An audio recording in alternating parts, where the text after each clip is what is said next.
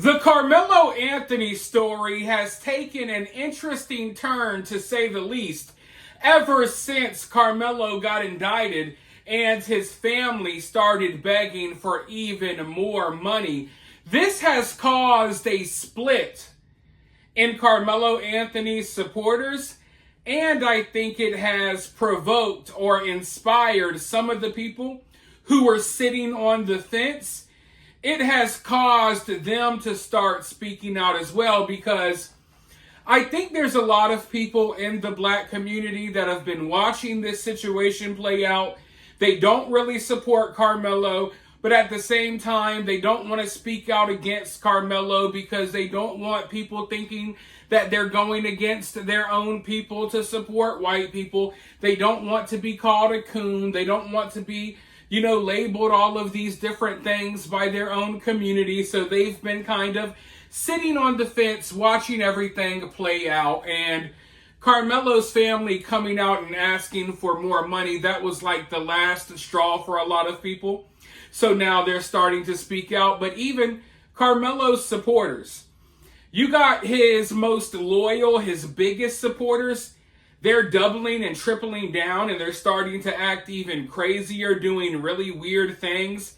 They have started a new Carmelo Anthony campaign to help raise money for his family, and they're using little kids to do so. I already made an entire video about this. You might want to go check it out. It's really weird, but they're getting desperate, and they're starting to act even crazier than before. But on the other hand, you have a lot of Karmelo's more casual supporters. A lot of them are starting to turn. A lot of them are now asking, hey, what happened to all the money that we donated? Why are you guys asking for more money? Also, a lot of people have just already jumped ship. They just don't care anymore. But to give you an idea of what I'm talking about, people are calling Karmelo out and his family. I want to roll this clip really quickly. Let's listen to what this guy has to say, and then I'll be right back with more. Carmelo Anthony's mom and dad are pieces of shit. They knew their son was guilty from the very beginning. The mom knew, the dad knew, them punk-ass activists knew, and they bitch-ass lawyer knew. That punk-ass activist, the one that kept getting up there race hustling, he knew that Carmelo Anthony was guilty. They all knew. Their only goal was just to draw in as much money as possible to feed their own pockets. I'm talking about the mother and the father. They're trying to pocket all that money that they got off that EBT app, right? Meanwhile, on the back end, they're trying to file indigent to get a court-appointed lawyer. Carmelo Anthony's mom and dad is garbage because they knew their son was guilty from the jump. They just wanted some more money. Carmelo Anthony's mother and father do not love their son. As a matter of fact, they can give two shits what happens to their son. They just want as much money and as much resources as possible for their own selfish needs. They don't care that nigga get life in prison. They don't care. Now, before we go even further, if you guys are enjoying the video, make sure you hit that thumbs up. It helps the channel so much. Just hit that thumbs up, drop a comment, let us know what you think so far. Share the video on social media so other people can see it. And if you would like to take your support one step further, you could always donate via Cash App or Super Thanks. Always greatly appreciated. Now, as you can see, everyone is kind of fed up with Carmelo's family at this point. And rightfully so. Even people who were vocal in supporting them and speaking out and showing their support for Karmelo in the beginning are now starting to get fed up. And I feel like people should have seen the scam from the get-go, but I understand that this is a sensitive story. Lines were immediately drawn in the sand. People chose this team or that team. It was very divisive. It was very tribal, if you will, so I get it. But some people are starting to, come around and say, hey, you know what? I don't care. I don't care if you look like me or we share the same background. Wrong is wrong. I'm starting to notice that Karmelo's family is scamming. They're out here begging for more money. I'm over it, right? So you got a lot of people starting to feel that way. But as I mentioned at the beginning of this video, Karmelo's most loyal supporters, they're starting to act out and they're getting desperate. They're doing really weird things.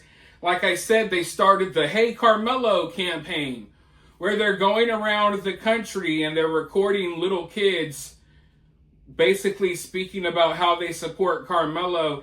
I mean, even like 5 and 6-year-old little kids holding up signs for Karmelo, a murderer. It's really weird. They're really giving these kids the impression that Karmelo is some type of hero that stood up for the black race as a whole. They're treating him like a Rosa Parks or a Harriet Tubman. It's weird to see, but we knew this was coming. We saw the beginnings of it, and now they're trying to make like a legend out of Karmelo, or I don't even know what the right word would be to describe what's going on here, but they're treating him like some sort of idol. But on the other hand, we also have his supporters releasing a bunch of new fake information, muddying the waters once again, spreading fake information about Austin and Austin's dad. Terrible stuff that I'll have to break down in a completely different video because it's gotten bad. But also, we got a bunch of, I don't know what to call them, has-beens, wannabe rappers that are starting to drop rap songs about Austin Metcalf. And here we are months down the line. You think that they may have done this like in the beginning stages of this case. I know there were a couple of little songs out there, but now they're starting to release new music, taking shots at Austin, Austin's supporters, Austin's family. And it's really weird to see. They cannot stand that Karmelo got indicted. So their reaction is, hey, we're going to go start making rap songs and diss tracks.